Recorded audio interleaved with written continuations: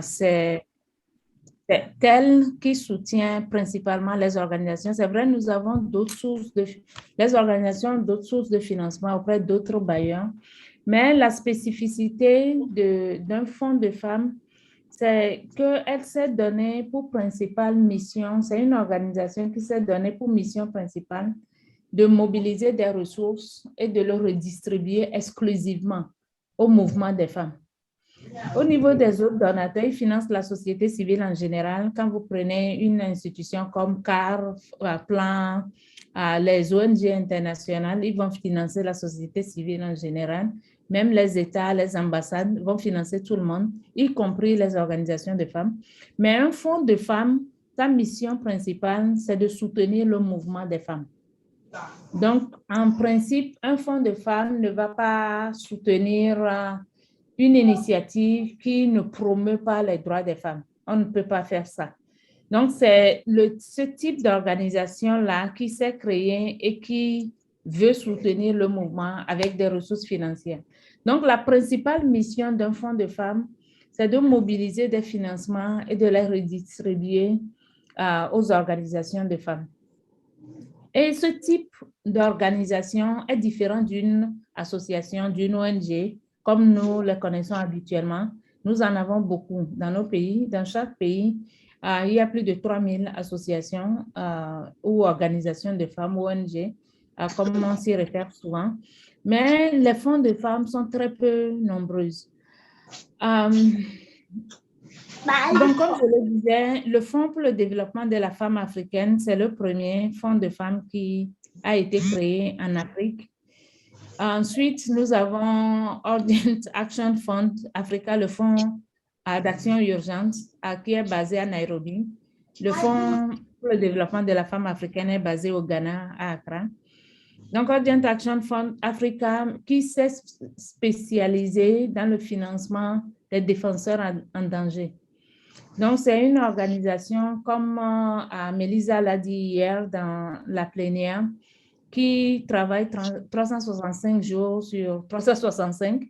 Elle travaille le week-end, elle travaille à des heures inhabituelles pour venir en soutien au mouvement des femmes. Donc, dès qu'elles entendent qu'une défenseur est en danger quelque part, elles financent des individus, elles prennent des dispositions pour pouvoir accompagner. Si c'est l'organisation qui a besoin d'un appui urgent pour mener des activités spécifiques qui promeuvent les droits des femmes, elles se disponibilisent à mettre les ressources rapidement à leur disposition. Donc, il y a Urgent Action Fund Africa. Nous avons également le Fonds pour les femmes de la Méditerranée qui est basé en France et qui travaille essentiellement dans la Méditerranée. Donc, pour le continent africain, il travaille en Afrique du Nord.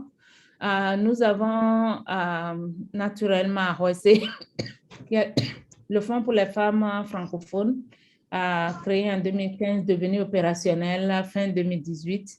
Donc, nous avons actuellement environ 3 années d'existence d'opérationnalité et nous sommes basés au Togo et nous couvrons essentiellement les pays francophones du Grand Sud. Nous avons commencé par les pays d'Afrique. Nous avons commencé récemment par soutenir en Haïti et encore très récemment, nous pensons pouvoir soutenir en Océanie et au Vanuatu éventuellement dans le Pacifique. Mais encore très récemment, nous sommes en train de penser élargir notre zone géographique de couverture et pouvoir venir en aide à des organisations, des associations basées en dehors du Grand Sud et qui auraient éventuellement besoin de notre aide. Donc, nous avons également Doria Fund.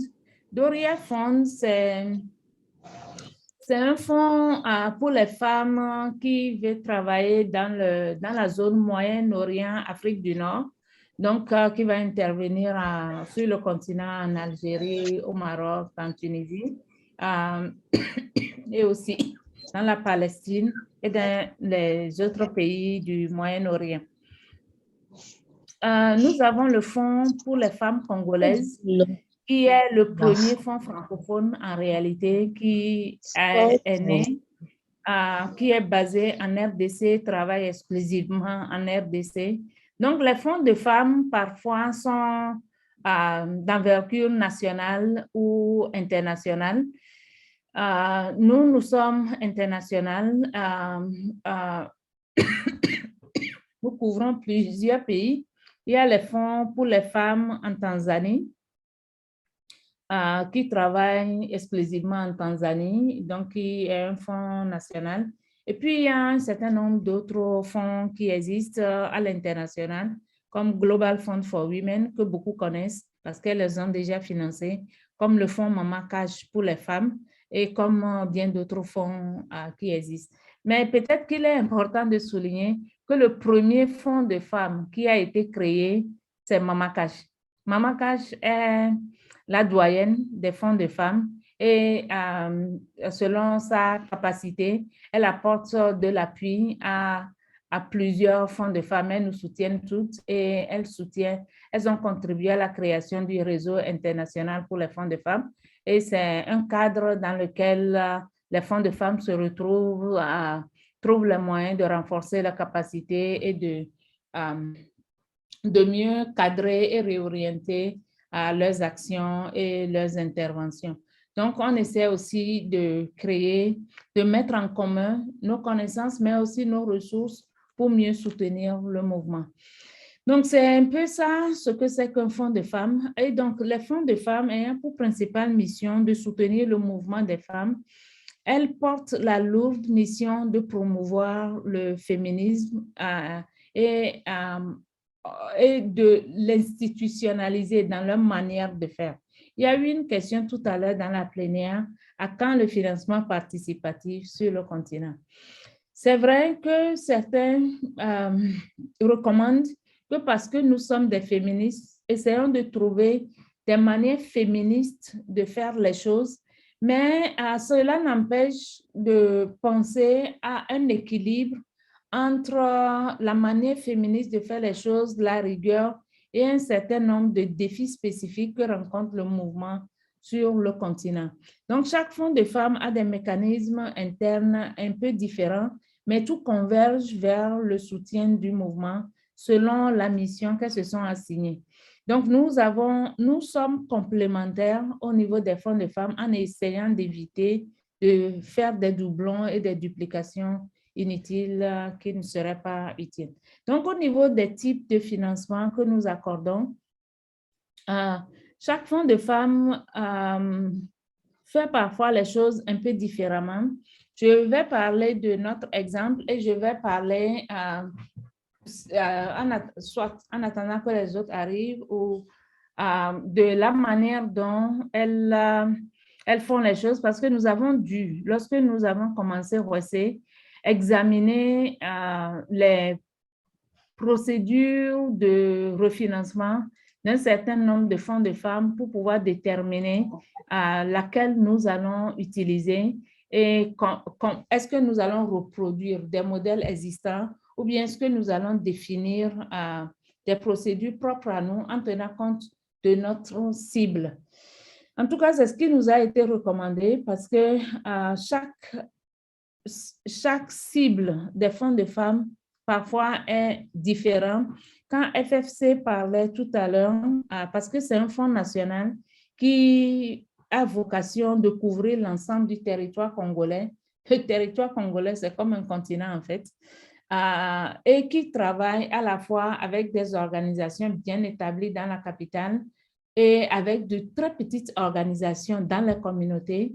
Elles font face à des défis spécifiques et les outils qu'elles utilisent à la fois pour donner les financements et pour collecter les rapports sur les ressources qu'elles ont allouées ont été définis spécifiquement pour répondre aux besoins de leur cible, définis au départ et puis améliorés en cours de route selon les retours qu'elles reçoivent de leurs récipiendaires. Donc, au niveau du Fonds pour le développement de la femme africaine qui est au Ghana, elle finance essentiellement des thématiques. C'est un choix institutionnel Et leur mode de financement, pour toutes celles qui reçoivent leurs subventions, elles lancent des appels à candidature parfois.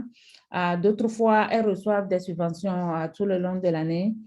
Pour certains fonds de femmes, elles vont avoir des cycles de subventions.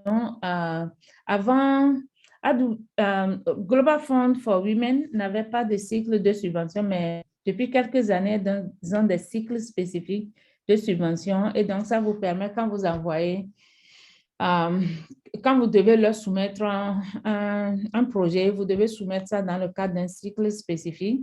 Mais je pense qu'AWDF continue de recevoir des projets tout le long de l'année, mais pour des appels spécifiques, vous devez respecter. Dans tous les cas, ce qui est important de souligner, c'est que quand vous recherchez des financements, vous devez connaître votre bailleur. Donc, pour les fonds de femmes, vous devez connaître toutes les informations sont disponibles sur le site Internet actuellement. Donc, vous devez connaître, aller sur le site du fonds ou de l'organisation, chercher à comprendre leur mode de décaissement, comment elles font les choses et voir dans quelle mesure est-ce que vous vous adaptez à leurs critères. Je vais partager les types de financement que nous avons énumérés ici, d'autres qu'on n'a pas énumérés, mais peut-être que je vais patienter un peu et voir si au niveau des informations que j'ai partagées jusqu'ici, s'il y a des réactions, des retours, des questions spécifiques avant qu'on avance.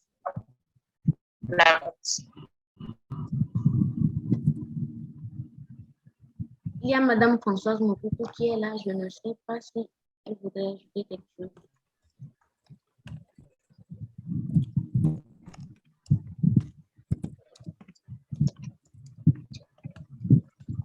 Oui, bonjour et merci pour la parole. Je pense que ici nous parlons des financements innovants, n'est-ce pas?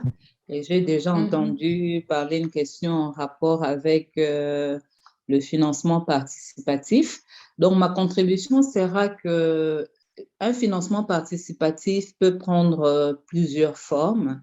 Un financement participatif, c'est seulement, ça veut dire en tout cas que comme l'a expliqué Françoise Moudouté lors de la session plénière pour ceux qui étaient avec nous, c'est que les bailleurs qui nous donnent de l'argent, des fonds comme WEC, comme AWDF, comme le Fonds des femmes congolaises qui donnent l'argent aux organisations, elles ont aussi un endroit où elles ont eu cet argent et donc elles ont des responsabilités. Alors, rendre un financement participatif, ça veut dire qu'elles partagent avec vous ces responsabilités. Et ces responsabilités sont quoi? C'est des responsabilités qui ont trait d'abord à ce qu'on appelle la fiduciaire, n'est-ce pas? Est-ce que l'argent qu'on donne va à la bonne personne qui doit l'avoir et fait le travail qu'il doit faire et comment est-ce que nous nous rassurons que c'est le cas? Aussi, toujours par rapport à cette responsabilité fiduciaire, il y a d'autres sous-tâches, hein, si je peux dire ainsi. Donc, faire l'évaluation. Comment est-ce qu'on saura que l'argent est bien arrivé? Comment est-ce qu'on saura que l'argent, même s'il est bien arrivé, il fait le travail pour lequel il a été donné et il n'a pas été alloué à autre chose? Donc, là-bas, il y a des évaluations, il y a même la sélection de qui va faire mieux le travail avec l'argent qu'on va lui donner. Parce que si on a, par exemple, $1000, quelqu'un qui habite loin de la ville, ce n'est qu'un exemple, qui n'a pas d'ordinateur, qui ne parle pas la langue des bénéficiaires et tout ça. Donc, c'est quelqu'un qui aura besoin de beaucoup plus de ressources. Donc, donner à cette personne $1000, ce qui correspond à peut-être 600 000 francs CFA, ne va pas lui permettre de faire le travail, le temps qu'il engage quelqu'un qui parle la langue des bénéficiaires, le temps qu'il achète un ordinateur et tout ça. Donc, voilà un peu ce qu'on appelle un budget, un mécanisme participatif, c'est-à-dire que le bailleur qui vous donne cet argent-là, il a aussi des responsabilités là où on lui a confié cet argent, mais il partage ses responsabilités avec vous. Alors, comment est-ce qu'on partage ces responsabilités-là? C'est ça maintenant que nous appelons féminisme. Parce que nous pensons que ceux qui font le travail sur terrain savent ce qu'il faut pour faire ce travail-là mieux que nous qui sommes dans les bureaux, que ce soit au Togo, que ce soit au Ghana, que ce soit aux États-Unis. Donc, c'est ça le côté féministe, de se dire les gens qui sont sur terrain doivent être maîtres de leur propre destinée, doivent choisir ce qu'ils veulent faire pour changer leurs problèmes. Alors, quelques mécanismes que je peux partager avec vous. Arrêtez-moi si je parle trop longtemps parce que j'aimerais entendre aussi les autres. C'est par exemple faire des petits comités ou des panels pour que les bénéficiaires eux-mêmes choisissent qui va recevoir le nouveau financement. Donc, si nous avons déjà financé 10 personnes dans la même région, et nous avons encore un nouvel appel à proposition, nous avons encore de l'argent pour la même région ou pour le même sujet. Ça peut être de l'argent, par exemple, pour le VIH-Sida. Ça peut être de l'argent pour la planification familiale. Ça peut être de l'argent aussi pour lutter contre le COVID. Mais nous avons déjà quelques organisations que nous connaissons qui travaillent déjà sur ces choses, ou bien quand nous voulons financer une organisation qui est à Antananarivo, nous avons déjà d'autres partenaires à Antananarivo. Donc, nous les mettons ensemble. Quand je dis nous, c'est le bailleur, c'est le fonds WC, c'est les autres fonds que vous connaissez. Et moi, je parle de cela parce que je travaille aussi pour un fonds, donc je suis consultante pour un fonds, donc j'essaie aussi de voir quelles sont les nouvelles façons de faire qui sont en train de prendre donc de l'ampleur. Donc, faire en sorte que les anciens bénéficiaires puissent choisir quels seront les nouveaux bénéficiaires, ou faire en sorte que les organisations, même s'ils ne sont pas bénéficiaires de notre fonds, mais faire en sorte que les organisations qui travaillent déjà sur le VIH-Sida, que ces organisations-là puissent décider quelle autre organisation va travailler sur le VIH-Sida, et peut-être que cette organisation-là amène quelque chose de nouveau, quelque chose d'innovant. Ce n'est que les organisations qui sont déjà dans le domaine qui peuvent repérer cela. Alors, ça, c'est une façon de faire du participatif, demander aux gens qui sont déjà sur place de choisir eux-mêmes qui va recevoir de l'argent. Il y a des bailleurs qui vont aussi loin que de demander quelles sont les priorités pour votre pays, qui vous disent, nous avons 50 000 $ pour le droit des femmes au Burundi. Nous avons 50 000 $ qui correspond à combien pour ceux qui sont dans la zone CFA? Est-ce que quelqu'un peut m'aider? Comme ça, je vais voir si je suis suivie. Oui. 50 000, ça fait à peu près 300 000 ou 300 millions de francs CFA. 100 000 $ fait environ 300 millions, donc 600 millions, donc 50 000 fait 300 millions. 300 millions. Donc, il y a des partenaires qui vont aussi loin que dire, moi, je veux travailler sur l'autonomisation financière dans la région de Parakou et j'ai 300 millions de $. Mais comment est-ce que on partage ces 300 000 $? Parce que on sait déjà que c'est là qu'on veut travailler. On a déjà le financement qu'il faut pour travailler là, mais on va donner combien à qui et comment et tout ça. Donc, ça aussi, c'est du participatif. Alors, une autre façon de faire un mécanisme participatif dans la gestion des financements, c'est aussi de dire, par exemple, à une organisation d'aller évaluer le travail d'une autre organisation. Au lieu que le bailleur, je reprends encore ce que nous avons entendu en plénière lorsque, je crois, c'est Rifil de Mama Cash qui parlait. Rifil nous a dit que Mama Cash ne fait pas de visite de terrain parce que les visites de terrain coûte de l'argent. Et il préfère que cet argent qui va aller dans les billets d'avion, dans les hôtels pour emmener quelqu'un des Pays-Bas jusqu'au Sénégal, que cet argent rentre encore dans les droits des femmes, donc soit redistribué aux organisations de femmes. Alors, dans un mécanisme participatif, une autre façon de faire, c'est pour ne pas déplacer des gens de très loin, pour ne pas dépenser des ressources qui sont tellement précieuses. Vous savez, dans les droits des femmes, il y a tellement beaucoup de choses à faire et nous n'avons pas toujours des ressources suffisantes. Alors, on va demander déjà à l'organisation A, qui est à Parakou, d'aller d'aller faire l'évaluation, donc d'aller voir ce que fait l'organisation B qui est où, quelle est la ville qui est à côté de Parakou, par exemple, pour ceux qui connaissent un peu. Je veux rendre aussi mon intervention participative. Que celui qui est à Thiès, n'est-ce pas, aille, l'organisation A qui est à Thiès au Sénégal, aille faire l'évaluation, aille voir ce que l'organisation de Saint-Louis le fait. Donc, les coûts sont diminués.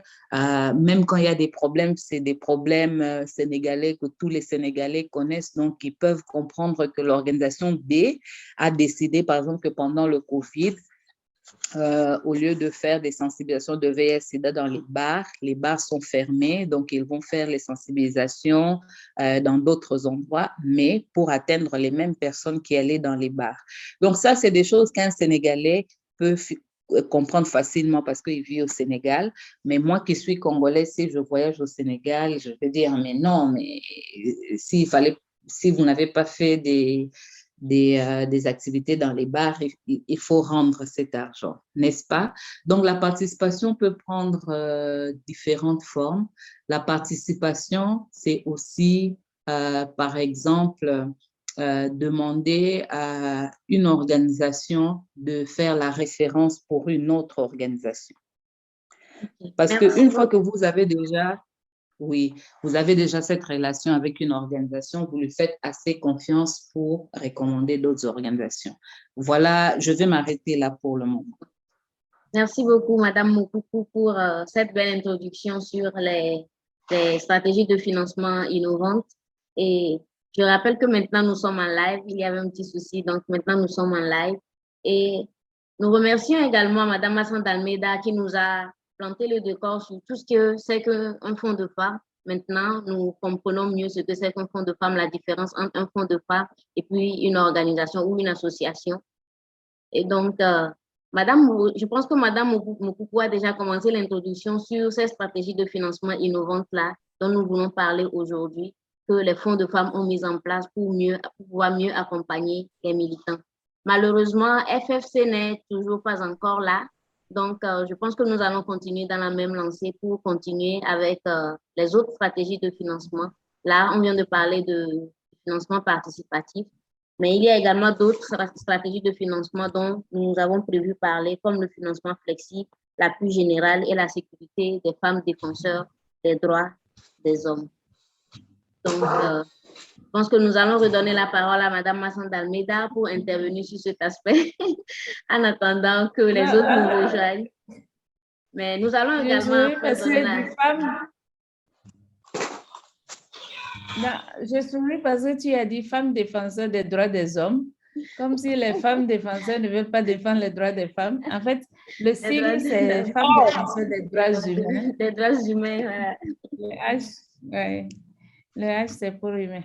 Oui, en fait, j'aimerais, si on peut séquencer la conversation, ça serait bien qu'on aborde participatif et qu'on s'assure que tous les participants comprennent participatif.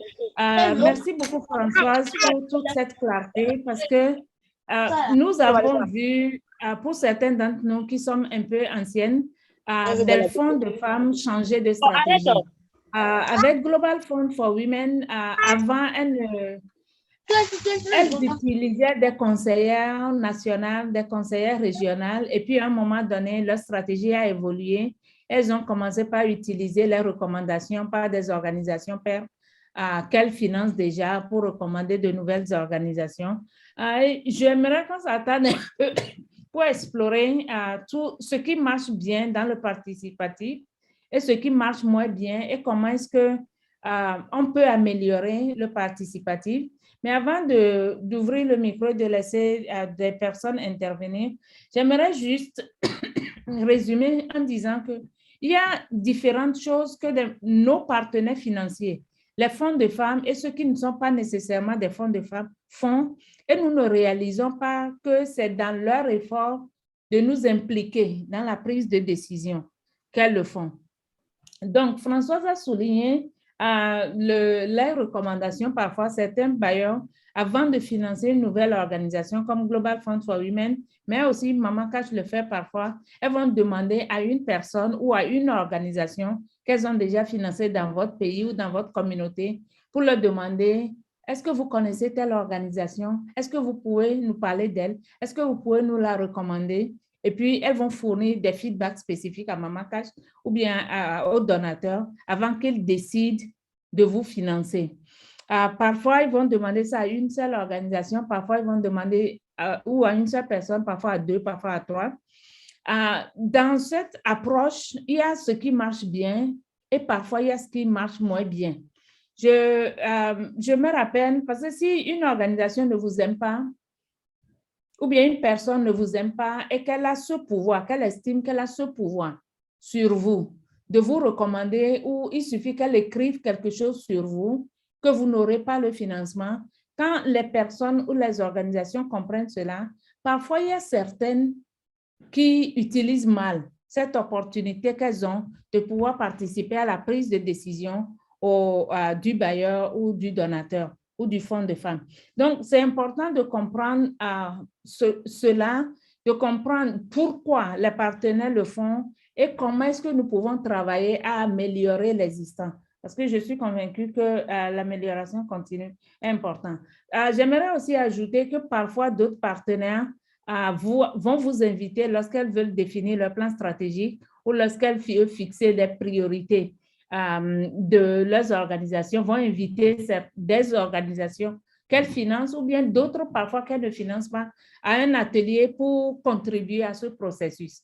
C'est dans leur effort d'être participatif. Il y a un dernier courant qui est né, Shifting the Power, transférer le pouvoir. Le pouvoir, en tant que fonds de femmes ou en tant que donateur, on a un grand pouvoir, le pouvoir de décider de qui reçoit le financement et qui ne le reçoit pas. Donc, il y a une campagne en cours qui vise à pousser le plus de donateurs possible à transférer la totalité ou du moins une partie de ce pouvoir aux organisations qu'ils financent, parce qu'on estime que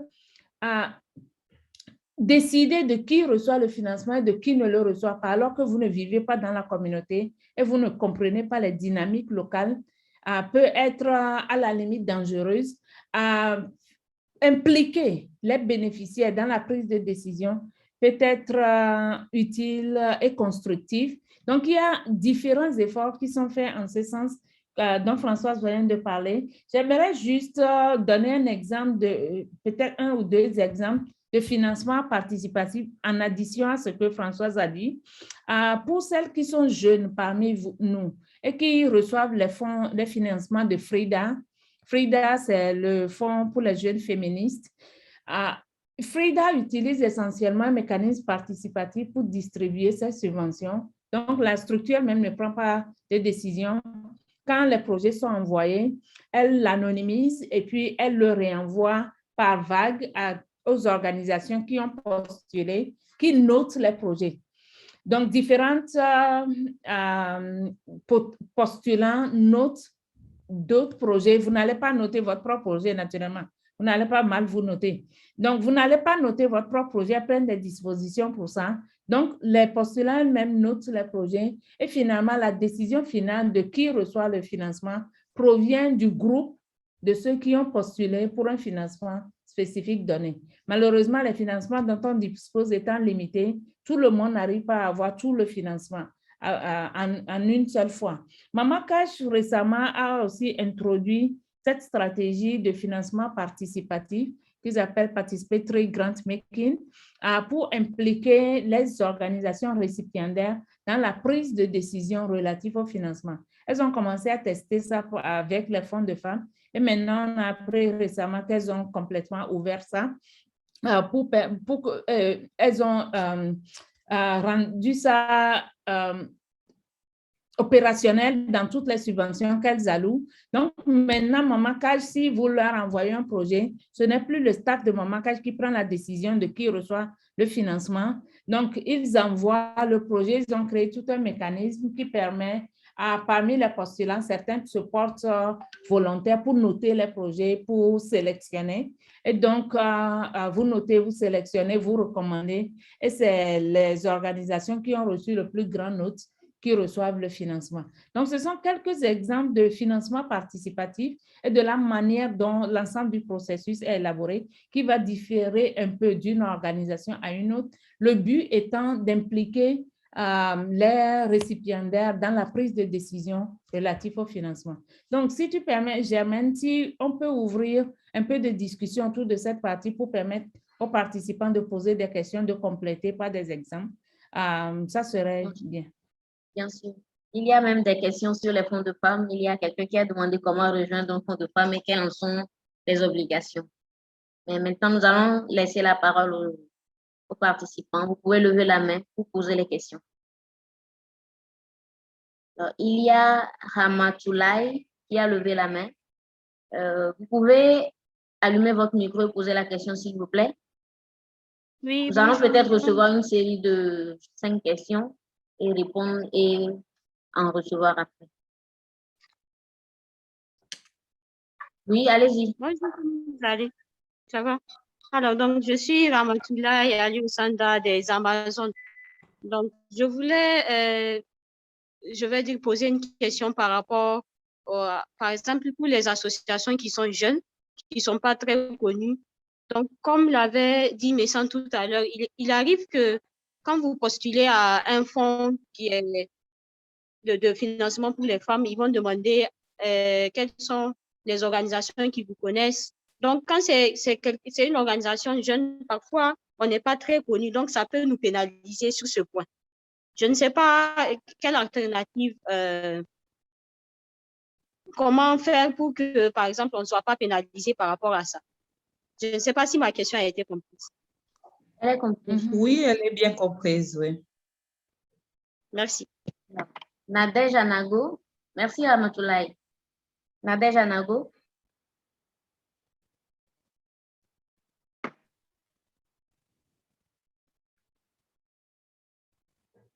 Oui. Nadège Anago, vous pouvez poser votre question, s'il vous plaît.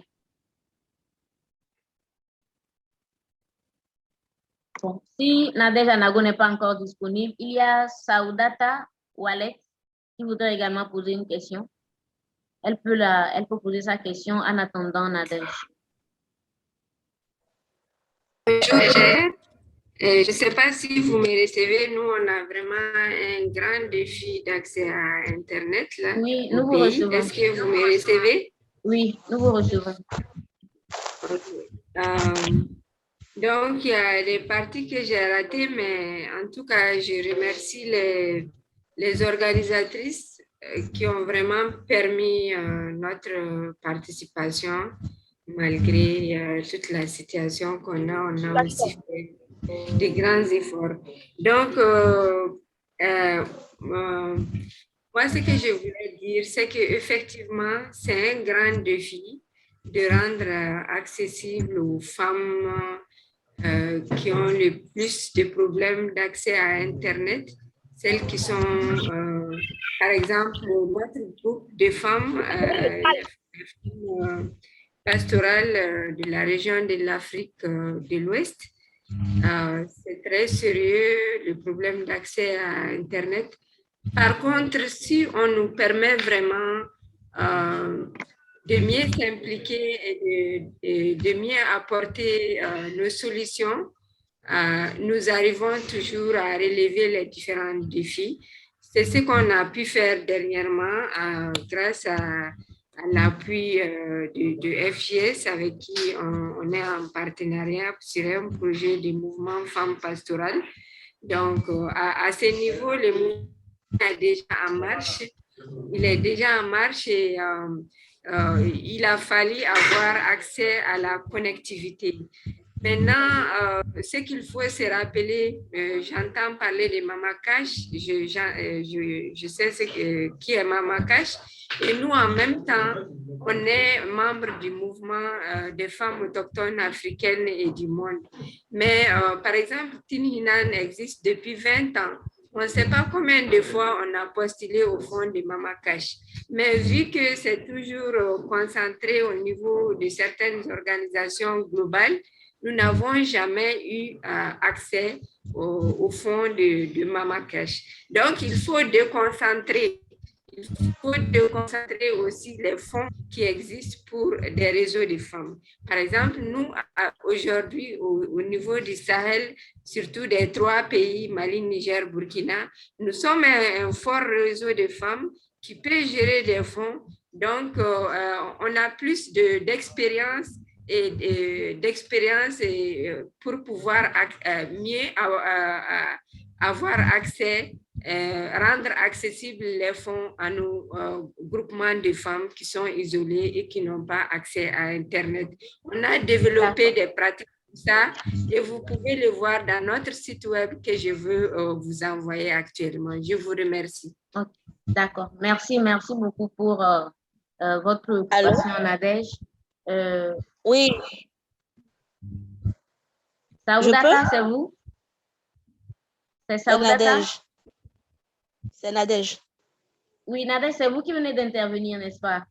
Non, c'est moi qui veux intervenir maintenant. Non, c'est Saoudata qui vient d'intervenir. Et maintenant, voilà. D'accord. Donc, Nadège, vous avez la parole. Je prierai les participants d'être un peu brefs pour que tout le monde, toutes les préoccupations puissent être prises en compte. Il y a déjà encore beaucoup de choses que nous n'avons pas encore abordées. Merci. Donc, Nadège, vous avez la parole.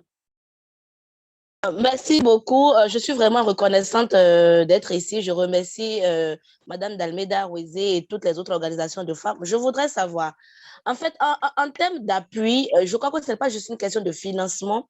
Le simple fait que des femmes, par exemple, ou des associations puissent se retrouver dans un creuset et pouvoir échanger sur leur expérience va faire avancer nos associations, va faire avancer nos vies. Alors, je veux savoir, est-ce qu'il y a une possibilité que les femmes, les associations surtout, par rapport aux thématiques ou bien aux ODD qui leur parlent, puissent se retrouver dans un creuset et pouvoir échanger de temps en temps, parallèlement à ce forum qui va prendre fin dans 2 ou 3 jours. Est-ce que c'est possible? Première question. Deuxièmement, comment on fait pour pouvoir faire partie d'un fonds de femmes? Et quelles sont les contraintes? C'est moi qui le demandais tout à l'heure parce que nous n'avons pas souvent la bonne information pour pouvoir accéder à ce type de financement. Donc, voilà mes 2 préoccupations qui sont très importantes pour moi. Une fois encore, félicitations aux organisatrices. Franchement, vous êtes une bénédiction pour nous. Merci, Nadège, pour cette intervention. Alors, je vois qu'il n'y a plus de main levée. Nous allons maintenant donner la parole à Madame Dalméda et puis à Madame Moukoukou pour réagir sur ces différentes questions-là. Alors, il y a Ramatoulaye qui demandait pour une organisation qui est jeune, qui est très jeune et qui n'est pas encore connue, quelle est l'alternative au niveau des fonds de femmes pour pouvoir faire profiter cette organisation-là également des financements participatifs.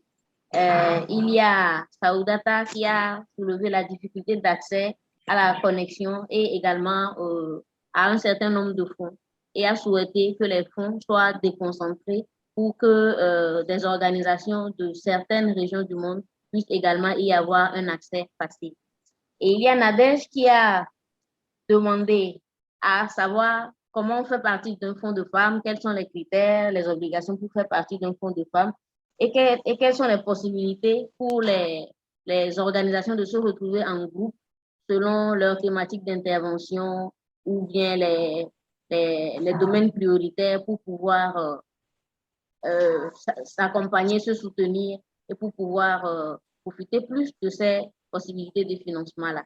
Donc, voilà les interventions de nos participants. Nous allons laisser la parole aux principales intervenants pour réagir à tout cela avant de recevoir d'autres questions. Merci.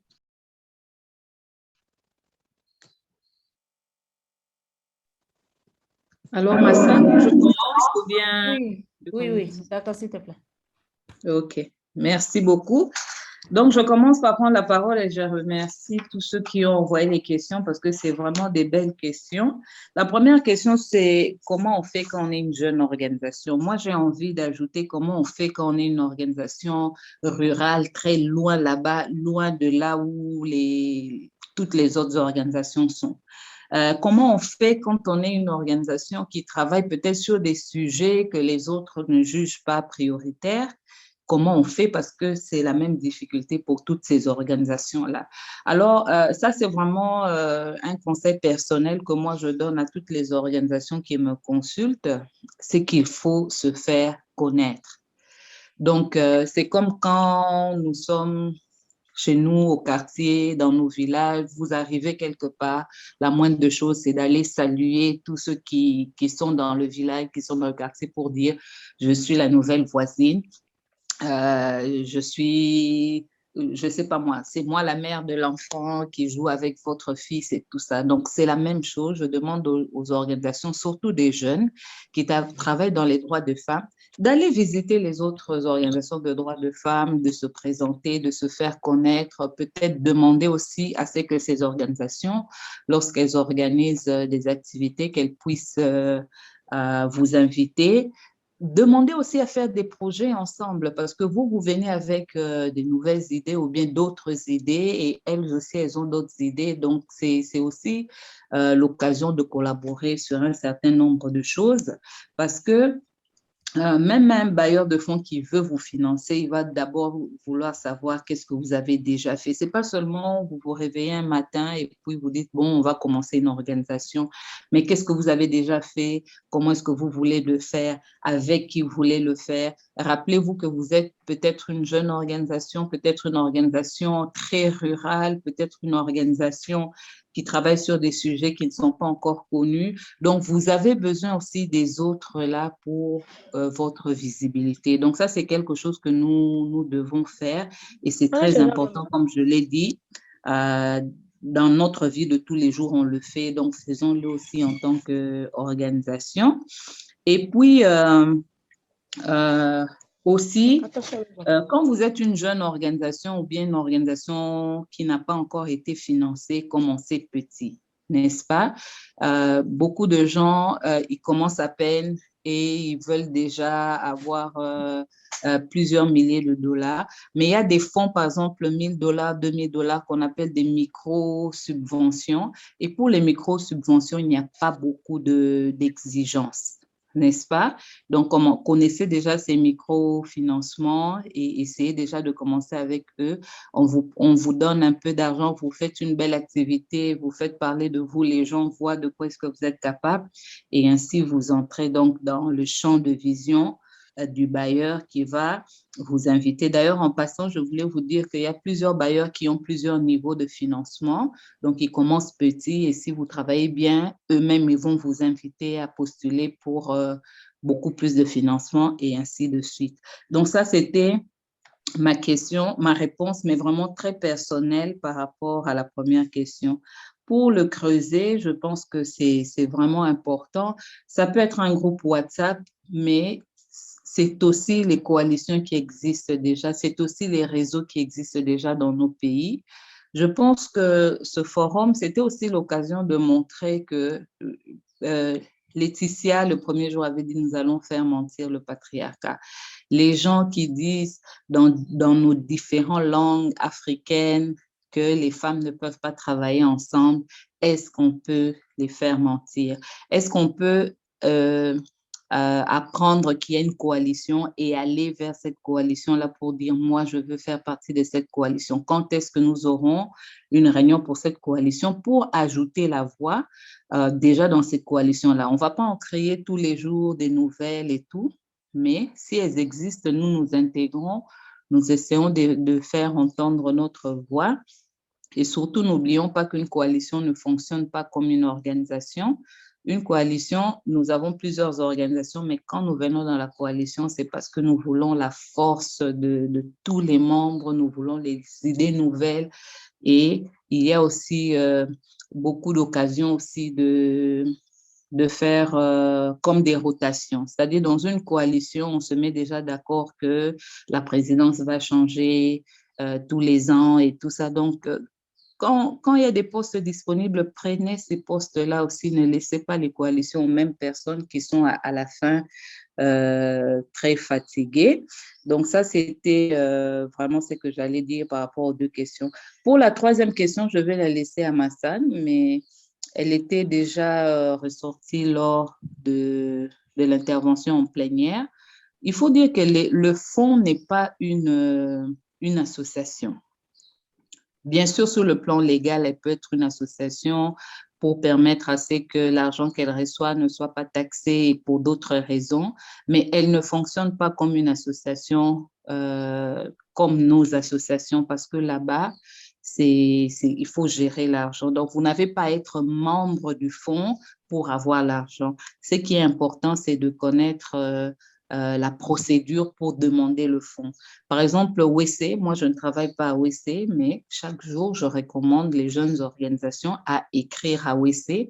Et bien sûr, WC est un site Internet qui dit qu'est-ce qu'il faut faire pour recevoir l'argent. Je pense que c'est ça qui est important. Ce n'est pas d'être membre de WC, mais de comprendre comment est-ce que WC peut financer votre organisation. Merci. Merci beaucoup, Françoise. Tu as répondu même au-delà des questions qui sont posées et tu as abordé de nouveaux sujets. Et je pense que c'est très intéressant d'avoir ces conversations et de clarifier les notions.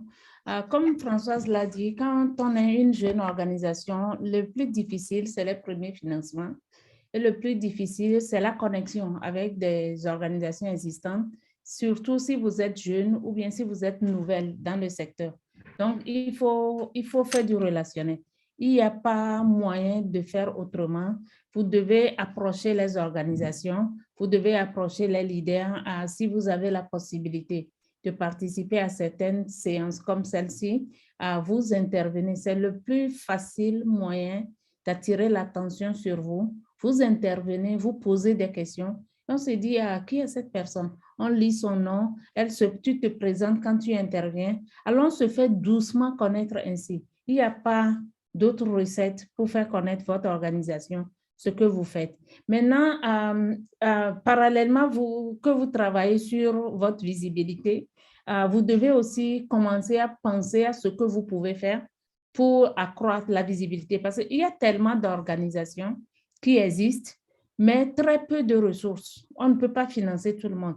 Donc, est-ce qu'il faut croiser les bras quand vous créez une nouvelle organisation et attendre les premiers financements avant d'agir?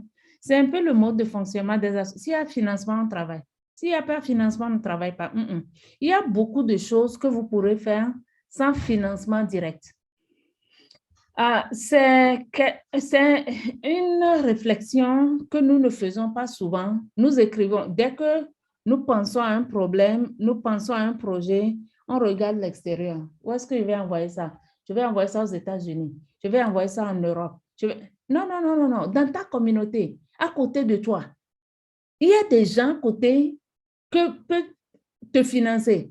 Maintenant, qui peuvent te ressourcer. Je ne vais pas utiliser le mot financer, parce que quand vous allez voir un chef d'entreprise et vous lui dites, s'il vous plaît, est-ce que vous pourrez nous donner 2 millions? Nous avons un projet très intéressant et qui coûte 2 millions ou 2 millions, c'est 4 000 $, ou 5 millions qui fait 10 000 $. Il dit, oui, nous avons une responsabilité sociétale d'entreprise, mais néanmoins, nous n'avons pas d'argent pour vous financer. On fait une croix dessus. Parfois, ça ne va même pas chez le directeur. Ça atterrit chez la secrétaire, puis on fait juste une croix dessus. Maintenant, l'activité que vous voulez faire, vous avez besoin, le budget du projet, peut-être c'est effectivement 2 millions ou bien 10 millions, ça dépend. Mais séquencez ça. Qu'est-ce que vous voulez concrètement?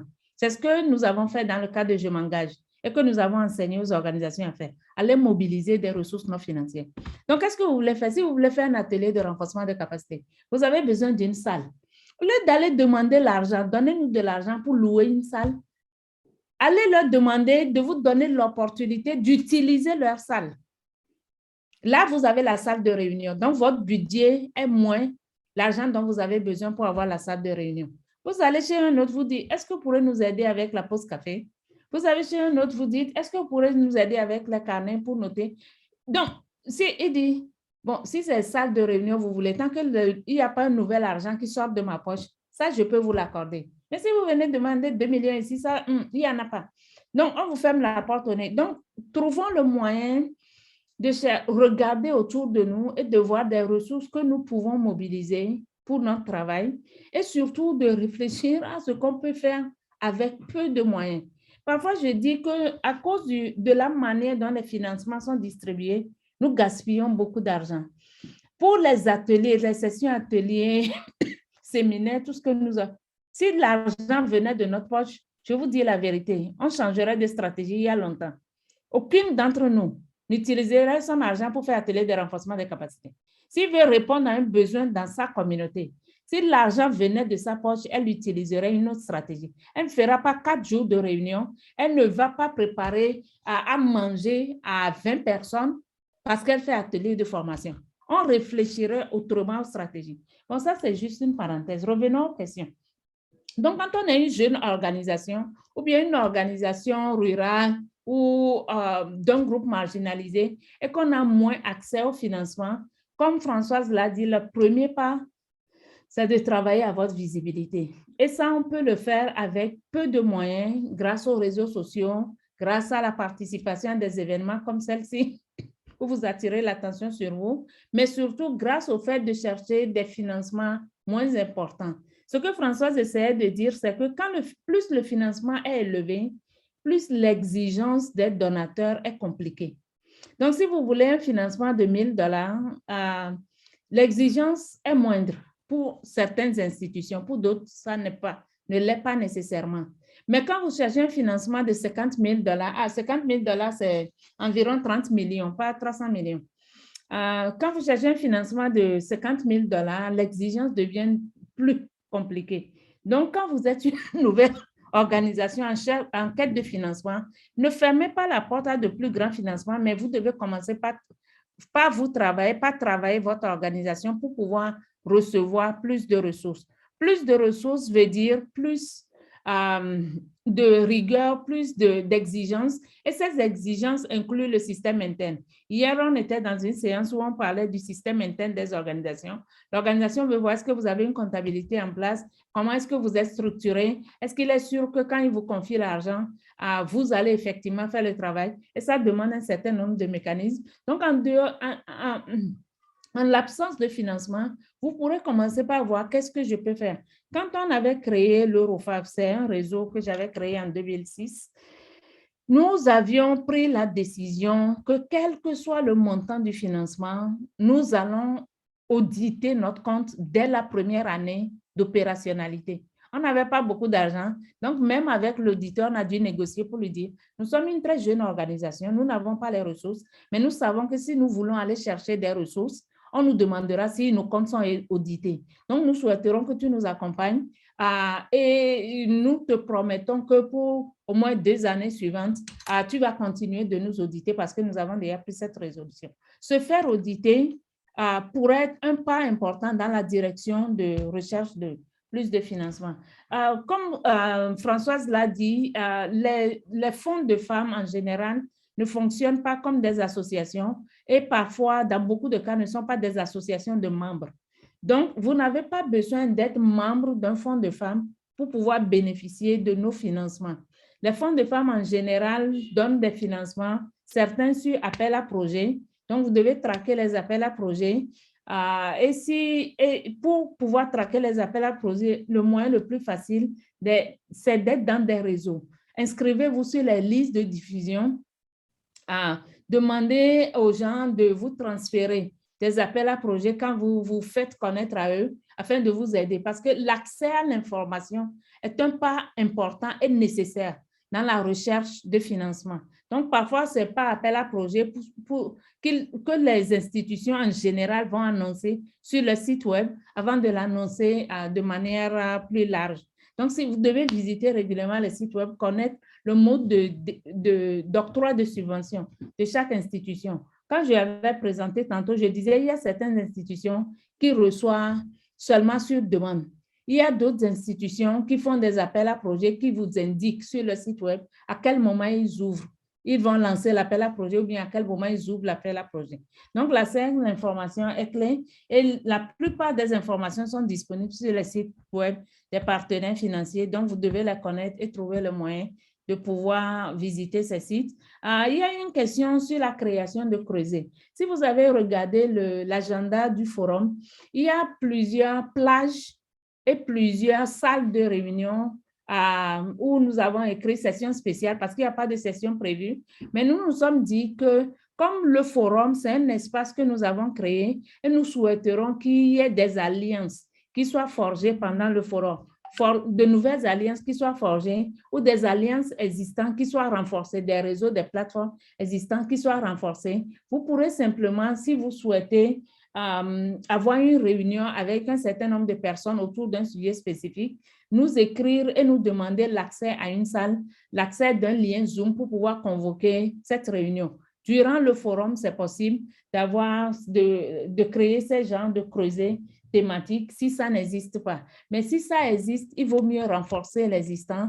Si vous avez créé, ne sachant pas que ce type de plateforme existe déjà, lorsque vous réalisez que vous venez de créer une plateforme, ça peut être sur les ODD, comme ça pourrait être sur, comme on a discuté hier, du travail non rémunéré pour les droits des femmes, une initiative comme ça. Vous voulez prendre le lead et monter quelque chose, vous pourrez commencer et puis ensuite, ensemble avec les autres, déterminer de la manière d'avancer si vous réalisez qu'un tel groupe existe déjà. C'est ce qui s'est passé dans le cas de Jumanga. Il y avait dans certains pays des groupes à Beijing plus 25 qui existaient déjà et nous encourageons la création de nouveaux groupes. Quand les pays nous ont dit, ça existe déjà chez nous, est-ce que vous insistez pour que nous créions de nouveaux? On leur a dit non.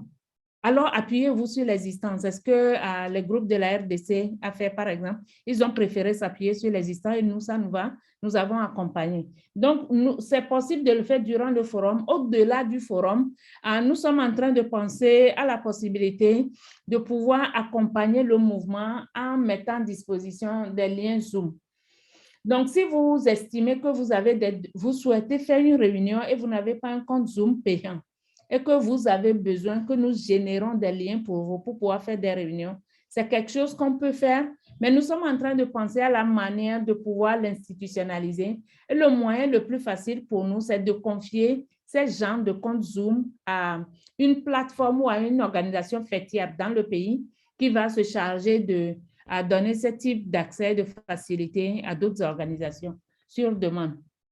Il y a eu une question autour de la déconcentration des financements. Quelqu'un dit que c'est toujours les mêmes organisations qui reçoivent le financement. Il faut savoir que le travail des donateurs est un travail difficile. Et la plupart des donateurs eux-mêmes, comme nous, les fonds de femmes, nous avons reçu les subventions de quelque part, nous devons les redistribuer. La confiance aux organisations, parfois, n'est pas facile à construire. Et quand une organisation fait bien, parfois, c'est plus facile pour le donateur de continuer de le financer que de s'ouvrir à de nouvelles organisations. Mais aussi, parfois, c'est juste que les nouvelles organisations n'écrivent pas ou ne demandent pas de subvention. Franchement, je vous le dis très honnêtement, avec les francophones, vous avez toutes sortes de problèmes. Parfois, vous lancez des appels à projets et vous n'avez pas suffisamment de réponses. Vous avez plus d'argent que d'organisations qui demandent. Donc, parfois, pour distribuer l'argent, parce que si vous ne distribuez pas l'argent, vous le retournez à votre donateur. Donc, pour distribuer l'argent, vous utilisez toutes sortes de mécanismes. Je me rappelle, il y a environ 2 ans, Orient Action Fund Africa avait de l'argent à donner à des pays francophones et elles ne trouvaient pas preneur. Elles ont dû nous demander, est-ce que vous pourrez nous aider à identifier des organisations à qui on peut remettre cet argent? Donc, parfois, les organisations postulent, mais la qualité des dossiers projets laisse beaucoup à désirer et elles n'arrivent pas à financer. Donc, nous devons faire un travail pour pouvoir, si nous sommes une nouvelle organisation et nous voulons qu'un nouveau bailleur ou un nouveau fonds de femmes avec lequel nous ne travaillons pas par le passé commence par investir en nous, nous devons faire un travail vis-à-vis d'elles, nous faire connaître notre initiative. Pour les fonds de femmes ou les donateurs qui fonctionnent par cycle, comme on le disait dans le cas du COVID, en début d'année, l'année où le COVID a commencé, je crois que c'était en 2019-2020, on avait déjà, entre janvier et mars, on avait déjà tout décaissé. Donc, si vous envoyez un projet en juillet ou en août, l'année-là, nous ne pouvons plus vous financer. Pour certains, ils peuvent garder le projet pour l'année suivante, mais pour d'autres, il faut repostuler l'année suivante. Et ça, c'est aussi quelque chose qui décourage beaucoup les organisations de femmes. Je leur ai déjà envoyé un projet. Le projet n'a pas été financé. Donc, s'ils lancent encore un appel la deuxième fois, vous estimez que vous ne pouvez plus leur envoyer parce que vous l'avez déjà envoyé. Non, vous pouvez renvoyer le même projet, vous pouvez envoyer une version améliorée du même projet, mais vous ne pouvez pas dire, pas baisser les bras, impossible. Chez moi, on dit c'est la main de c'est la main de la personne qui demande qui est longue. Ça veut dire que si tu demandes quelque chose, il faut continuer de demander. Tu n'as pas le droit de baisser les bras jusqu'à ce qu'on t'ait donné ce que tu demandes. Donc, quand vous cherchez du financement et que vous envoyez un projet à WDF, vous n'avez pas eu de suite. Ça, c'est une autre difficulté. Parfois, les partenaires ne vous réagissent pas pour dire que le financement n'est pas accordé. Mais en général, si vous n'avez pas de suite de votre projet, 3 mois, 6 mois, vous devez considérer que c'est un projet qui ne va pas être financé. Donc, vous pouvez le relancer. Il n'y a pas de mal à ça. Vous écrivez à un bailleur qui ne vous a pas répondu. Relancez-les, écrivez-les. Ne vous fatiguez jamais. Si vous vous fatiguez, vous n'avez rien. Donc, encourageons-nous à continuer de poursuivre et à demander des ressources auprès de nos organisations. Je crois que je vais m'arrêter là. Je ne sais pas, j'espère avoir répondu à toutes les autres questions, n'est-ce pas, Germaine? Oui, effectivement, vous avez répondu aux questions, mais il y a encore d'autres mains levées, donc je pense que nous allons encore recevoir une série de questions avant la fin, à 12h30. Alors, il y a Amélie Akenshola qui avait levé la main en premier. Nous allons lui donner la parole pour sa question. Et après, il y a Fatoumata Bintou et Maïga. Il y a également Flora Yosso. Donc, Amélie, vous avez la parole. Bonjour. Bonjour, Madame Massin. Bonjour. Bonjour, chers conférenciers. Bonjour, chers participants. Moi, c'est Amélie Akishola de l'ONG Rescue Hope du Bénin. Je suis très heureuse de ce forum et très fière de participer vraiment à cet événement. Alors, ma question, je viens un peu dans le même sens que, je crois, mon prédécesseur, Madame Ramatoulaye, qui disait qu'il faut déconcentrer. Et moi, j'allais même jusqu'à dire qu'il faut permettre, ouvrir vraiment à d'autres ONG d'intégrer ou de bénéficier des fonds de femmes. Quand je prends des fonds comme Maman Cash et autres, les critères pour pouvoir bénéficier, par exemple, de ces fonds, c'est avoir un partenaire qui soit forcément européen, oui, avant de pouvoir bénéficier de ces fonds. Alors, ça limite vraiment les autres organisations qui sont dans les pays très reculés et qui n'ont pas la possibilité de pouvoir avoir des partenaires européens, des partenaires hors Afrique pour pouvoir bénéficier de ces fonds. Alors, que faut-il faire? Est-ce que le fonds Rosé ou y a-t-il un fonds qui puisse favoriser ce partenariat sud-sud entre les organisations pour faciliter le décrochement ou bien, oui, pour faciliter qu'on bénéficie des fonds de certaines femmes, de ce fonds de femmes? Voilà un peu ma question, mes préoccupations. Qu'est-ce que vous en pensez? Est-ce qu'il y a une possibilité de pouvoir mettre en place ce partenariat ou faut-il demander? Est-ce que vous pouvez faire des plaidoyers en direction de ces fonds, surtout Maman Cash et autres, pour qu'ils puissent nous ouvrir, déconcentrer et permettre à d'autres organisations de pouvoir bénéficier de ces fonds? Je vous remercie. Merci beaucoup, Amélie, pour votre préoccupation et les intervenantes vont répondre tout à l'heure. Alors, Fatoumata Bintou, vous avez la parole. Merci. Je vous souhaite une bonne journée et une deuxième session très intéressante.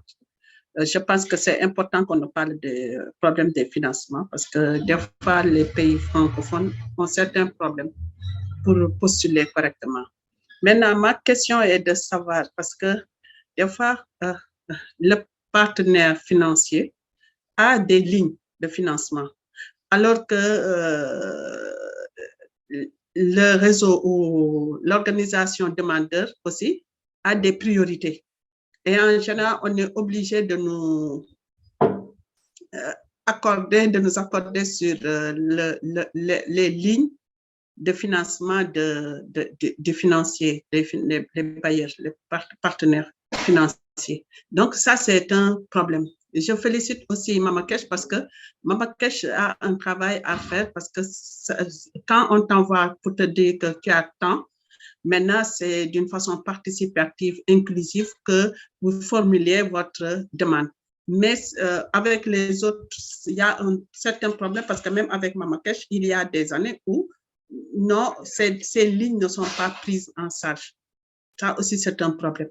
La deuxième chose, je pense que ce qui est très important, en général, on te dit que ton pays n'est pas éligible.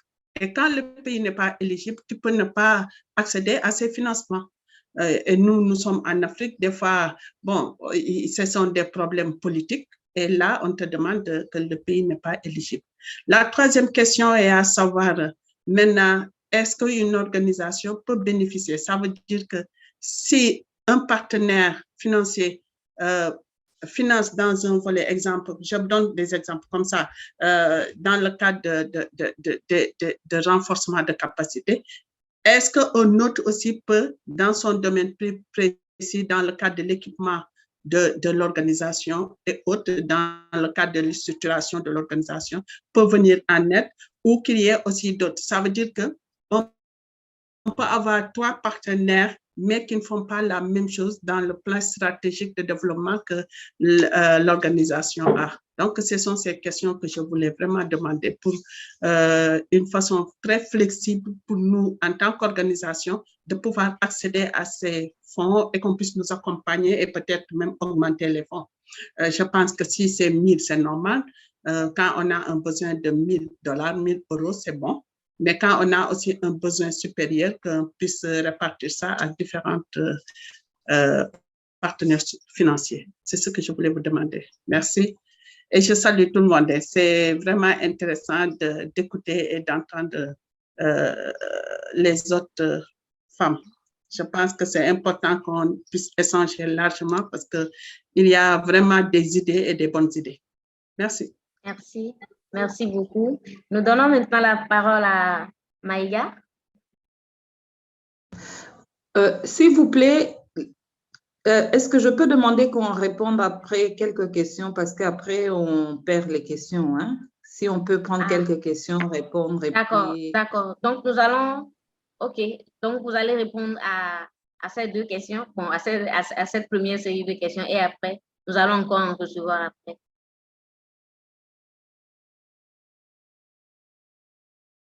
Donc, merci, vous pouvez déjà réagir, oui. Oui, j'essaie de noter, mais j'ai l'impression que ça va devenir beaucoup et puis on va perdre certaines questions.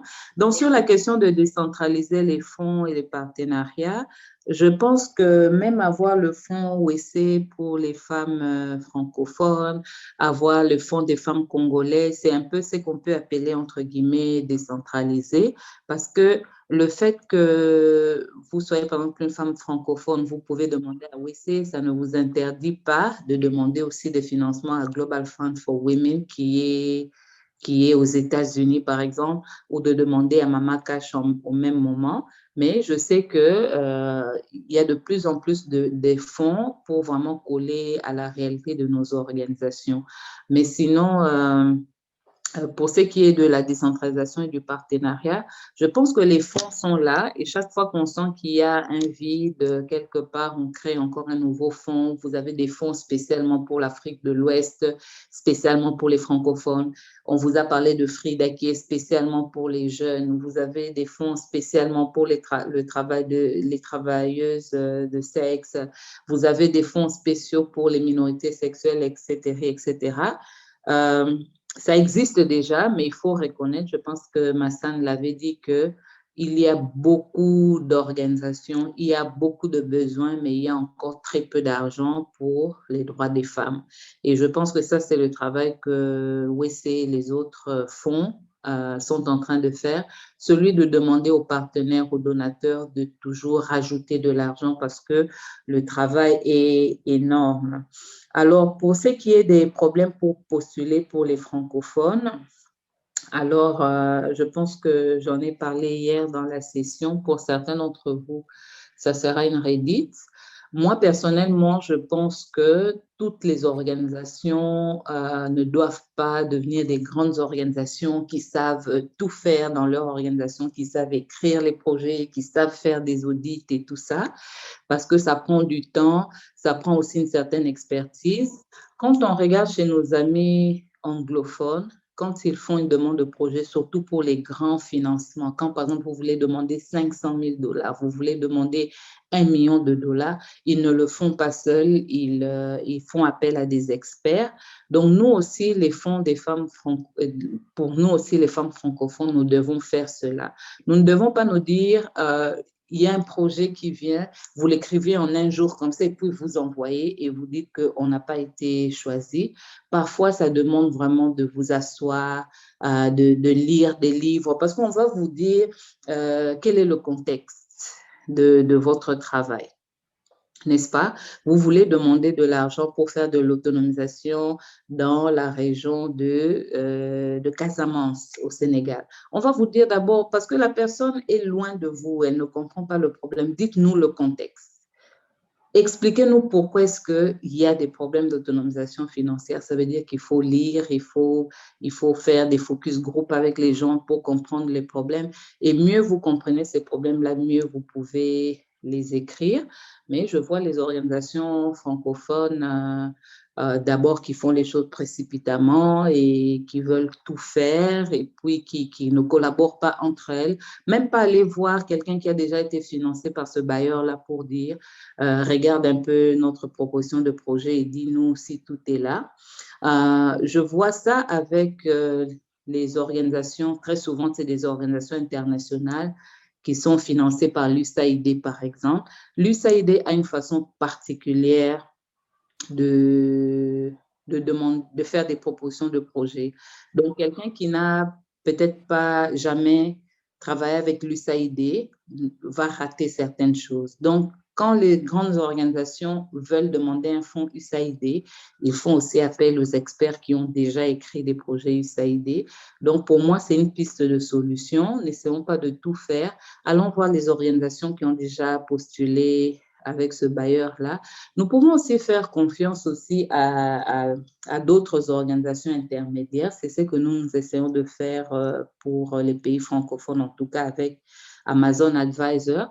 Nous essayons de mettre ensemble un pool d'experts qui peuvent aider les organisations à postuler, à obtenir des financements. Alors, la question des priorités, la question des lignes de financement des bailleurs qui sont différents, la question des bailleurs qui ne financent pas certains pays, je pense que ça, c'est des questions qui nous dépassent. En même temps, je vais laisser ça à Massane parce que ça, c'est le travail du plaidoyer philanthropique. Mais je pense que quand une organisation choisit de travailler dans un pays donné, ça ne veut pas dire que les autres pays ne sont pas couverts par d'autres financements. Donc, c'est une stratégie qui vient de très loin. Je vais vous donner un exemple, le fonds Foundation for Just Society, qui est un fonds aussi qui existe, qui finance l'Afrique de l'Ouest. Cette fondation, elle est américaine, mais elle a été créée par quelqu'un qui a gagné de l'argent en Afrique de l'Ouest. Et cette personne, dans son testament, a dit que l'argent de sa fondation ne va servir qu'au pays de l'Afrique de l'Ouest, là où lui, il a gagné de l'argent. Donc, ça vient de très loin, ça ne dépend pas de nous. Nous qui ne sommes pas de l'Afrique de l'Ouest, nous ne pouvons pas dire, mais Fondation for Just Society, pourquoi nous allons comprendre cela, nous allons être très contents pour nos sœurs d'Afrique de l'Ouest qui peuvent demander le financement là-bas et nous allons poursuivre avec d'autres bailleurs de fonds. Donc ça ne devrait pas être un problème. Il y a beaucoup de fonds, il y a beaucoup de possibilités de financement. L'essentiel, c'est de les connaître. L'essentiel, c'est de connaître comment il fonctionne. Et même si la première année, votre projet n'est pas accepté, essayez de le retravailler encore, essayez de postuler encore et vous allez finir par être accepté. Et j'aimerais aussi ajouter qu'il y a des bailleurs de fonds qui font cet effort de renouveler les organisations qu'ils financent. Donc, ils peuvent vous dire, vous, on vous a déjà financé depuis 5 ans, nous voulons des organisations que nous n'avons pas encore financées. Il en existe, surtout dans les fonds féministes, parce que nous sommes au courant que les problèmes dans la vie des femmes changent selon les contextes, selon les époques. Ce sont les mêmes problèmes, mais qui changent un peu de couleur. Ce sont les violences faites aux femmes, c'était le viol, c'était le harcèlement sexuel au travail. Maintenant, nous avons le harcèlement sexuel à l'école, nous avons le harcèlement sexuel sur les réseaux sociaux. Donc, ça change un peu et ces bailleurs qui sont féministes, ces fonds qui sont féministes le savent. Et de temps en temps, ils font des appels spéciaux pour des nouvelles organisations qu'ils n'ont jamais financées. Merci beaucoup. Merci beaucoup, merci Madame Françoise pour toutes les réponses que tu as apportées. On va essayer de faire rapide parce que le temps avance. Donc, c'est juste pour dire, comme Françoise l'a dit, il y a plus de demandes, plus de besoins que de ressources disponibles. Donc, c'est le défi au niveau des fonds de femmes, comment faire pour satisfaire tout le monde et puis surtout, comment sélectionner ceux qui vont recevoir le peu de financement disponible. Et c'est l'une des raisons pour lesquelles beaucoup poussent pour le financement participatif, au lieu que ce soit vous qui n'êtes pas dans la communauté, qui décide de qui va recevoir le financement, laissons-nous nous départager entre nous. Et ça peut être beaucoup plus facile, mais seulement cette manière de faire soulève des défis spécifiques et nous espérons que nous parviendrons à un niveau de mise en place de mécanismes suffisants pour pouvoir intégrer ça. Quand nous avons créé OSC, tout le monde nous avait demandé, est-ce que vous allez faire ça? Nous aimerions bien, mais seulement ça va nous prendre un peu de temps pour créer le dispositif et s'assurer du fonctionnement parce que ceux qui le font utilisent beaucoup la technologie pour faciliter cela. Et pour le moment, c'est un défi pour nous. Donc, peu de financement disponible, mais vraiment pour accéder au peu de financement disponible, malheureusement, c'est à travers des compétitions pour beaucoup de partenaires financiers. Quand nous avions commencé, nous avions pensé réduire la compétition en lançant un appel restreint. Donc, on a ciblé un groupe limité d'organisations qu'on a identifié à travers le répertoire des organisations qu'on avait créées ou plusieurs organisations. Plus de 300 se sont enregistrés. Donc, on a utilisé des critères spécifiques pour sélectionner la thématique sur laquelle on allait financer et puis les zones géographiques qu'on devrait financer pour identifier ces organisations à qui on a envoyé des invitations. Bizarrement, on a eu moins de réponses qu'attendu. Donc, on a dû lancer, je crois, 2 ou 3 appels avant d'identifier finalement les 11 organisations qui ont reçu notre subvention. Mais parfois, c'est la qualité de certaines demandes qui n'était pas suffisante pour qu'on puisse investir en elles parce que la nature de l'activité. Quand vous avez en présence 2 projets, un projet qui veut utiliser les $1000, si on prend juste l'exemple de $1000 pour travailler dans une communauté qui va faire bénéficier de cet argent à peut-être 1000 ou 20 femmes dans la communauté changer leur vie. Et à côté, vous avez un autre projet qui veut faire atelier de renforcement des capacités sur le leadership politique des femmes et qui, en 3 jours, vous dit le résultat atteint sera que 1000 femmes vont accéder au pouvoir. Donc, il y a un déphasage entre les 2 approches qui facilement vont vous pousser à préférer investir dans l'organisation de femmes rurales parce que vous êtes sûr du changement que dans un atelier de renforcement des capacités dont vous n'êtes pas sûr du résultat. Donc, c'est le défi auquel font face au quotidien les partenaires financiers que nous devons comprendre aussi parce que quand nous montons les documents projets, il faut savoir ce que nous écrivons dedans, sachant que c'est une compétition et que nous n'allons pas avoir systématiquement l'argent. Donc, dans la manière dont on monte le dossier, dans le contenu du dossier, nous assurer que ça capte suffisamment l'attention du partenaire pour permettre qu'il décide d'investir en nous plutôt que dans un autre projet. Malheureusement, Ça pourrait être bien le projet de votre organisation sœur. Maintenant, par rapport à la question sur le Mama Cash, où vous dites que Mama Cash exige d'avoir un partenaire européen, je doute que ce soit l'organisation auquel vous vous référez, soit Mama Cash. Mama Cash est un fonds de femmes. Et en général, Mama Cash va lancer des appels à projets spécifiques auxquels elle invite de l'aide d'intérêt, qu'elle invite les organisations de répondre. Vous répondez et puis une fois qu'elle s'intéresse à votre l'aide d'intérêt, c'est comme une note conceptuelle, appel à note conceptuelle. On vous demande d'envoyer un projet complet qui va être examiné peut-être. Donc, c'est un genre d'appel restreint, mais en principe, Mama Cash, dans cette procédure, ne vous demandera pas d'avoir un partenaire européen. En revanche, dans une des conversations, quelqu'un a nommé un fonds spécifique, j'ai perdu le nom, qui exigeait des partenaires. C'était au niveau des... C'était quand on discutait hier sur le truc non rémunéré. Je ne sais pas si c'est à ça que vous vous référez.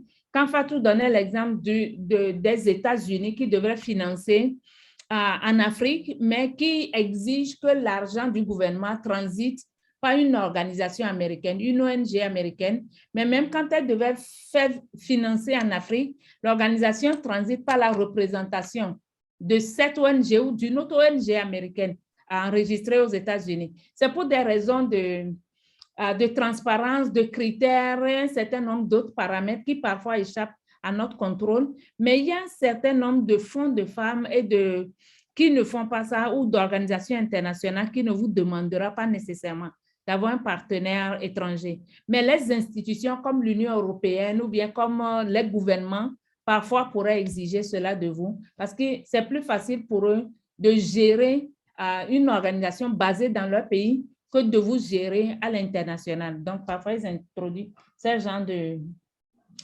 Quand vous parlez de plaidoyer pour débloquer, oui, si des partenaires spécifiques vous imposent des critères qui vous dérangent, vous pourrez leur écrire pour vous plaindre, mais vous pourrez essayer de constituer un groupe de pression autour de vous, réunir un certain nombre d'organisations autour de vous, trouver un mécanisme pour pouvoir dire aux partenaires que la stratégie est partie d'une bonne intention, mais que ça vous entrave votre accès à leur financement.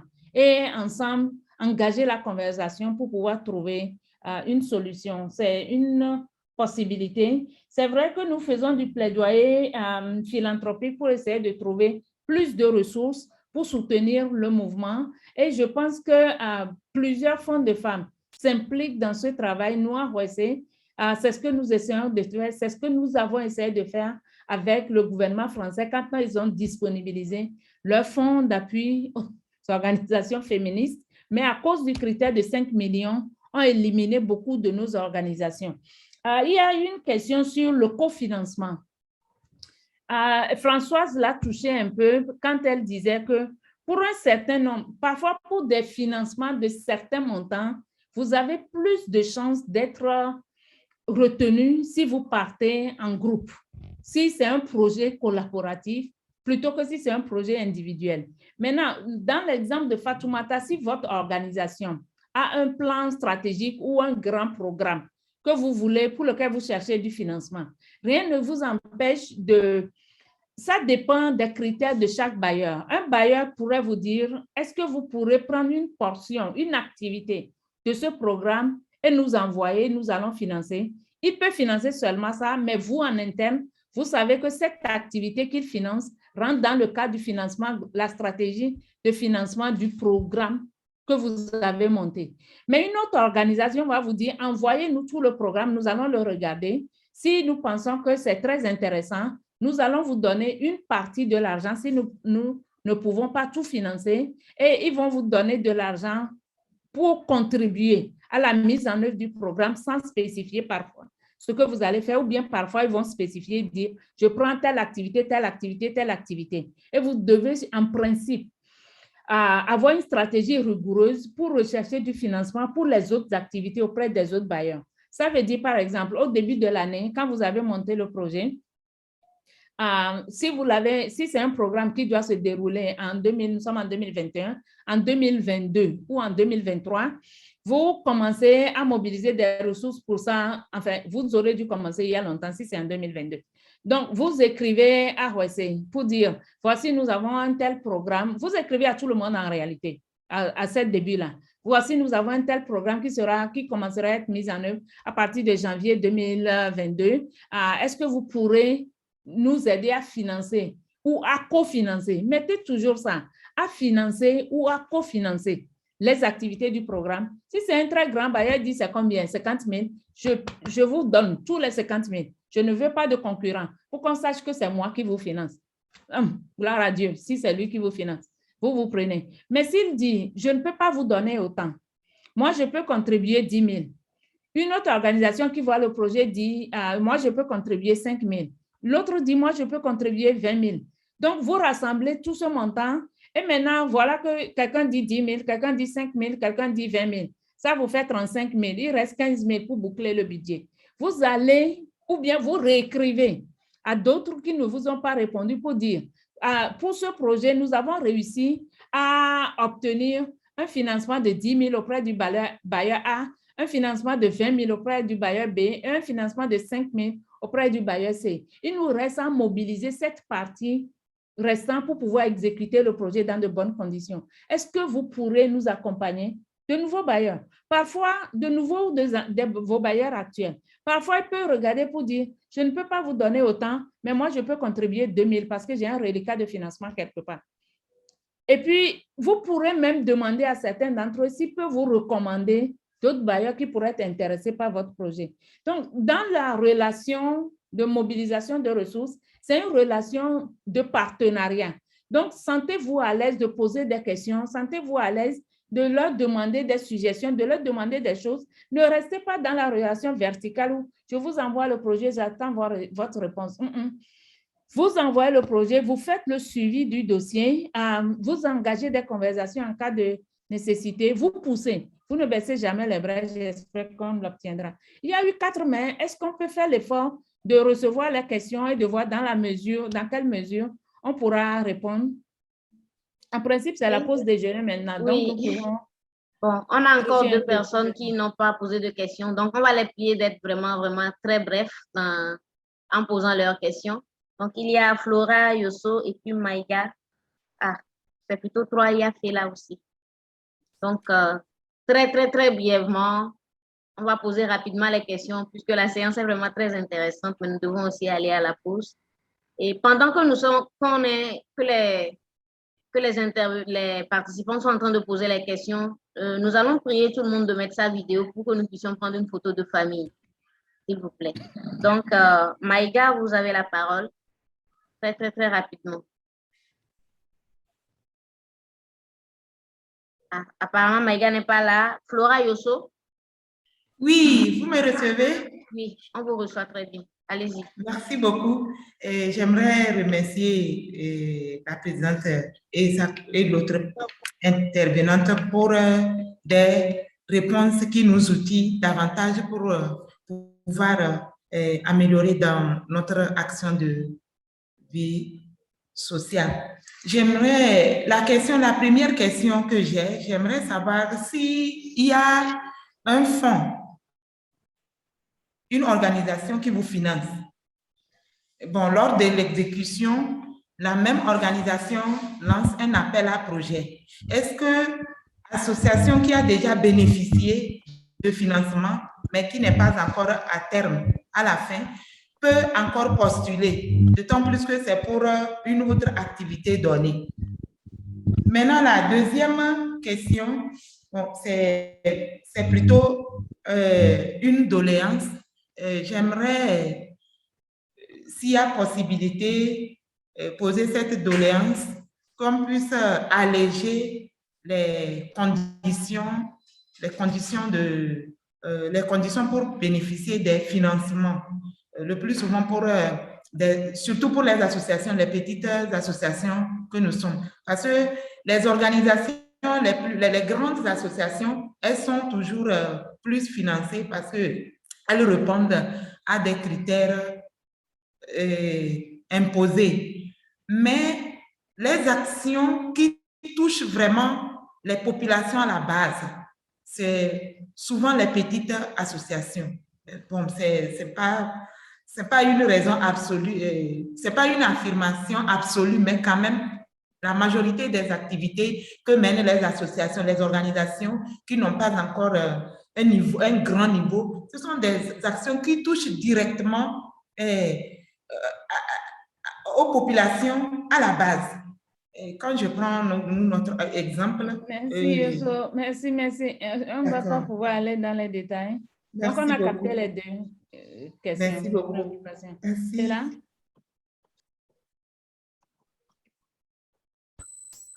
Ok. Bonjour tout le monde. Je m'appelle Fila, présidente de l'Association des femmes handicapées de Madagascar. S'il y a une personne qui vous ait partagé son inquiétude sur le format virtuel du forum au début, c'était moi. Et maintenant, je suis ravie de constater qu'il est facilement accessible. Et je tiens à remercier Madame Masson et toute l'équipe de OC pour leur travail formidable. Maintenant, à la place de questions, j'aimerais faire un plaidoyer au sujet des femmes handicapées. Nous avons constaté que les femmes handicapées ne sont pas visibles dans le mouvement féministe en général. Et la situation d'exclusion des femmes handicapées contraste avec le processus actuel d'autonomisation des femmes en général. Et c'est la raison pour laquelle nous sommes là, pour être le porteur des aspirations des femmes handicapées, aussi bien dans le mouvement des femmes en général que celui des personnes handicapées. Nous trouvons qu'il est vraiment nécessaire d'interpeller les gens sur la situation des femmes handicapées. Le handicap fait partie de la diversité humaine et les femmes pourvues d'un handicap doivent être respectées sur la base de l'égalité avec les autres groupes dans le mouvement féministe. Et ce que je veux en venir, c'est tout simplement attirer votre attention sur le fait que peu de financements sont disponibles pour soutenir les actions en faveur des femmes handicapées et nous vous demandons de nous donner beaucoup d'opportunités de financement. Merci beaucoup, je suis brève. Merci. Merci beaucoup, Fela. Alors, nous allons juste rapidement donner la parole à Mme Masson d'Almeida et à Mme Moukoukou pour leur mot de fin. Et elles vont en profiter pour répondre aussi rapidement à la dernière question et puis nous allons passer à la pause parce que le temps est vraiment contraint. Merci. D'accord, merci beaucoup. François, ok, cette fois-ci, je commence. Okay, moi, je voulais juste dire à Madame Fila on avait parlé de photos de famille. Me manque. Donc, si elle veut, comme il y a des plages horaires qui sont gratuites, Madame Fila, moi, la question me manque dans ce forum. Donc, il y a des plages gratuites. Donc, si vous avez du temps, nous pouvons nous rencontrer pour parler de la question du handicap qui n'est pas très visible dans les francophones. Alors, pour répondre à la première question, bien sûr que vous pouvez postuler si vous avez déjà reçu un financement, mais très souvent, les fonds vous demandent de donner d'abord le rapport du premier financement avant de recevoir le deuxième. Mais je vous encourage à postuler quand même et je remercie tous ceux qui ont participé à cette question. OK. Merci beaucoup, Françoise. Donc, je rejoins Françoise pour dire, c'est vrai, la question des femmes handicapées est importante, elle doit être au-dessus de l'agenda.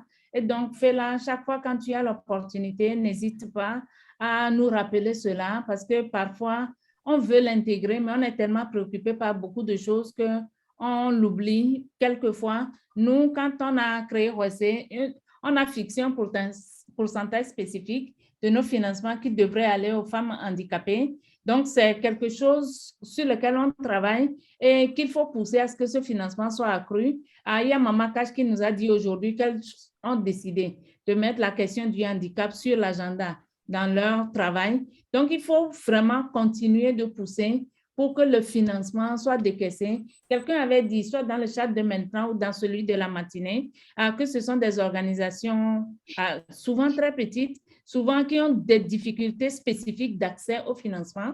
Et donc, on doit vraiment faire un clin d'œil. Je me rappelle, on avait créé même la possibilité de postuler par WhatsApp, par enregistrement WhatsApp, pour quand on a des handicaps spécifiques. Nous avons expérimenté ça avec vous il y a 2 ans, mais on n'a pas poursuivi. Il faut continuer de rappeler ça et naturellement, on prendra en compte dans nos efforts comme on essaie d'intégrer d'autres groupes. Sur l'autre question concernant l'assouplissement, je pense aussi que c'est un plaidoyer qu'il faut continuer de faire. Nous faisons ça, nous, au niveau des partenaires plus grands, mais même vis-à-vis de nous-mêmes. Si vous avez suivi la plénière de ce matin, nous sommes en train de travailler sur nous-mêmes pour que les formulaires de subvention, les formulaires de rapport ne soient pas un poids trop lourd qu'on impose aux organisations. Et Françoise a expliqué l'approche de sa structure Amazon Advisor qui essaie de créer des mécanismes qui vont simplement être rémunérés. Une portion des subventions va payer ce type de personnel qui fait le travail pour vous, au lieu que vous soyez à la fois à la tête de l'organisation et celle qui est en train de faire les rapports financiers ou les rapports narratifs, un domaine dans lequel vous n'excellez pas nécessairement. Donc, je pense que ce sont des dispositifs qu'il faut mettre en place. L'autre partie de la question de Yosso, ça concernait quoi encore, Germaine? Est-ce qu'on peut postuler pendant qu'on a un autre financement? Oui, ça dépend des bailleurs. Ça dépend vraiment des bailleurs. Pour certains bailleurs, il n'y a pas de problème. Donc, si dans l'appel à projet qui a été lancé, rien n'est spécifié, donc vous pouvez en principe postuler. Mais dans le doute, vous pouvez simplement écrire à votre bailleur pour demander « J'ai un financement en cours qui n'est pas encore fini. Est-ce que je peux postuler? » Ils vous répondront. Mais s'ils ne répondent pas, tant que ce n'est pas écrit clairement que si vous avez un financement en cours, vous ne pouvez pas postuler. Ça veut dire que vous pouvez postuler. Donc, c'est important. Mais dans le cas de certains partenaires financiers, vous ne pouvez pas. Donc, c'est pourquoi il faut rester dans une conversation permanente avec les partenaires qui vous financent et ils pourraient vous dire. Par rapport aux grandes organisations qui reçoivent plus de financement et aux petites qui sont plus proches du terrain, c'est un débat, ce sont des efforts, des choses qu'il faut intégrer dans un plaidoyer, dans des conversations continues qu'il faut maintenir chaque fois quand vous avez l'opportunité comme celle-ci pour soulever la question parce que c'est vrai, les organisations qui travaillent sont au plus près des communautés. Même vous, quand vous allez commencer par devenir grande, vous allez vous faire critiquer par d'autres organisations qui sont encore plus jeunes et peut-être plus petites que vous. Donc, c'est un débat permanent. Il faut continuer de le mettre sur la table pour qu'on réalise.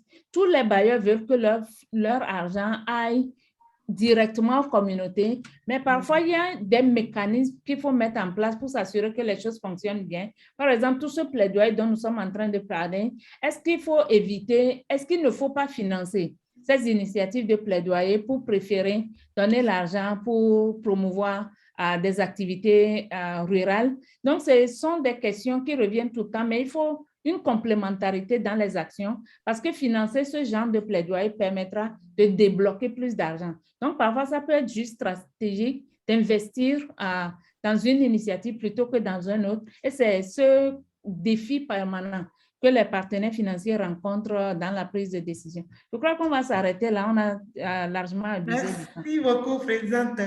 Merci. Merci beaucoup à tous pour cette session très intéressante. Merci à Mme Massanda Almeida, merci à Mme Françoise Moukoukou pour vos brillantes interventions qui ont vraiment, en tout cas, moi, les mots me manquent pour dire l'intérêt que j'ai porté à cette de famille. Oui, la photo, oui. Il y a certains qui n'avaient pas encore mis leur vidéo, donc voilà. Il reste encore quelques personnes. Voilà.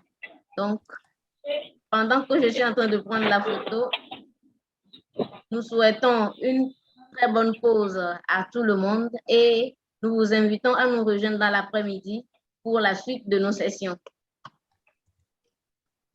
Bravo à toi. OK, merci. Merci. Bye bye. Merci à vous. Et à